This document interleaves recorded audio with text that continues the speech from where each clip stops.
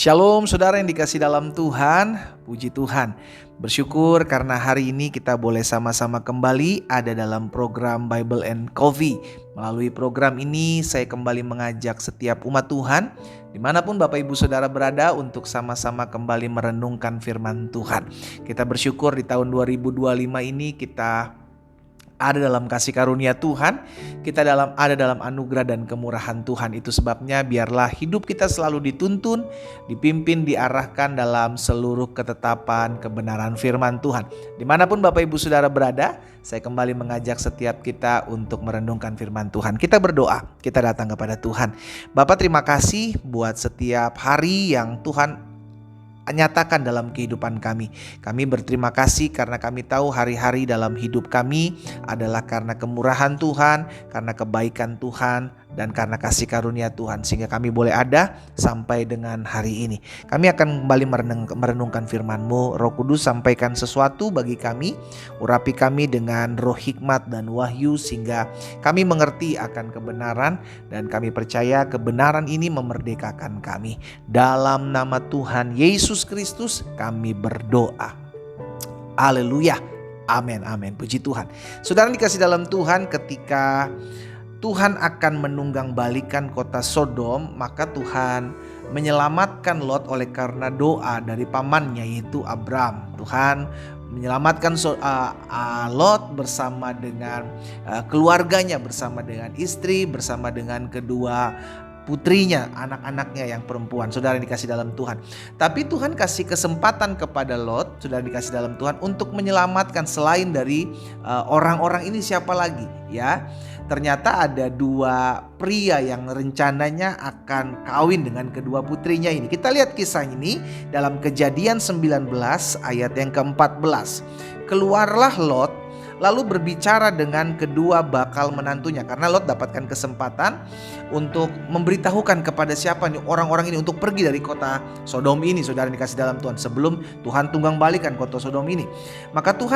Maka Lot datang kepada kedua bakal menantunya. Alkitab katakan keluarlah Lot berbicara dengan kedua bakal menantunya yang akan kawin dengan kedua anaknya perempuan. Kata Lot kepada mereka, kepada bakal menantunya ini, ayo bangun, keluarlah dari tempat ini, sebab Tuhan akan memusnahkan kota ini.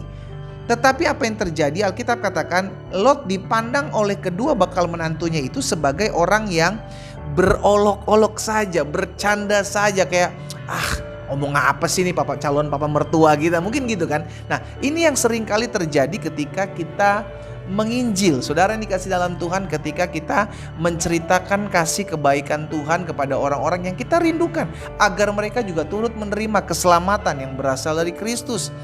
Tapi seringkali kita dipandang sebelah mata, seringkali kita nggak dianggap, nanti aja lah, gue belum butuh Tuhan sekarang. Mungkin ada dari kita yang sering mendengarkan kata-kata itu, ya kan. Kita udah menginjili dia, kita udah datang untuk mendoakan dia, tapi kayaknya hati dia tuh masih keras. Saudara yang dikasih dalam Tuhan, bagian kita kerjakan saja.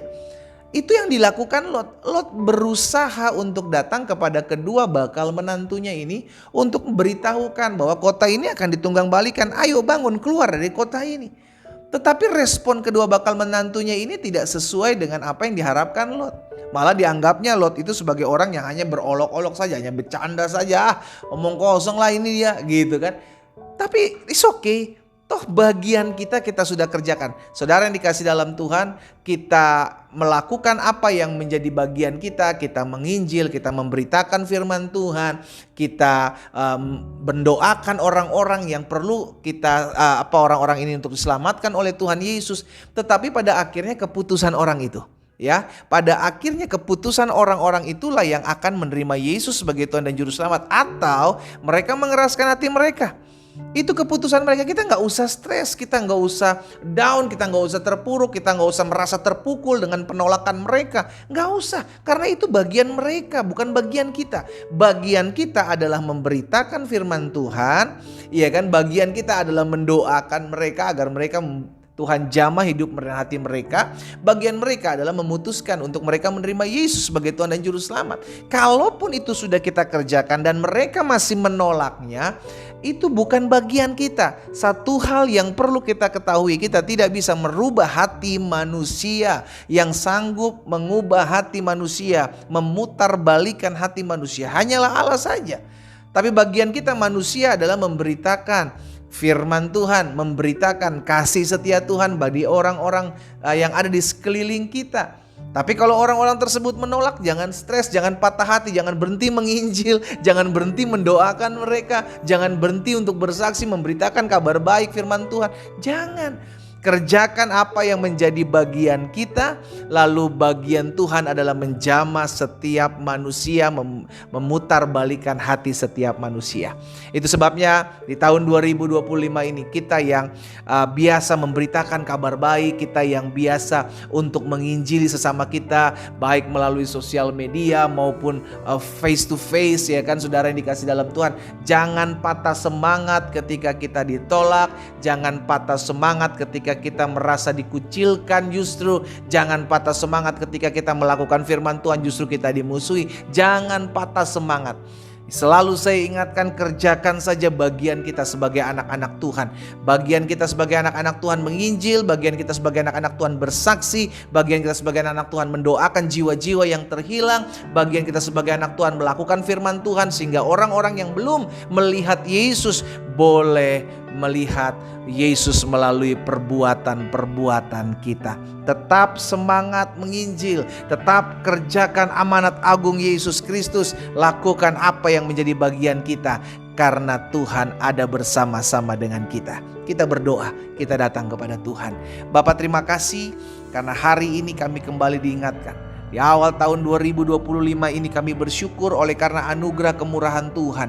Kami diberikan api yang baru, semangat yang baru untuk tetap terus membawa jiwa-jiwa kepada Tuhan. Kami sadar bagian Tuhan adalah mengetuk setiap hati yang keras. Bagian kami adalah memberitakan firman. Bagian kami adalah menyampaikan Injil kerajaan sorga. Bagian kami adalah bersaksi. Namun bagian Tuhan yang memutarbalikan setiap hati. Itu sebabnya kami satukan hati kami berdoa di dalam nama Yesus. Biar api penginjilan itu tetap ada di hati kami anak-anak Tuhan. Dimanapun mereka umat-Mu mendengarkan firman-Mu pada saat ini. Di dalam nama Yesus. Sehingga ya Tuhan kami percaya di tahun 2025 ini akan banyak jiwa-jiwa datang kepada Tuhan Yesus. Kami berdoa di dalam nama Tuhan Yesus.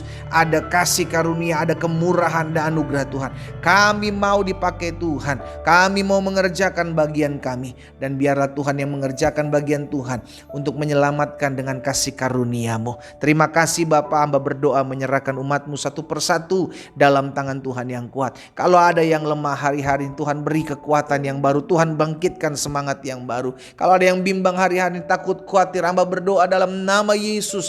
Kuasa Tuhan mengurapi mereka, menuntun mereka dalam pengharapan dan sukacita dari sorga. Dalam nama Yesus. Bahkan kalau ada yang sakit, Allah jamah dan sembuhkan. Karena hamba percaya disampaikan firman, disembuhkan mereka. Terjadilah di dalam nama Tuhan Yesus Kristus kami berdoa. Haleluya. Amin.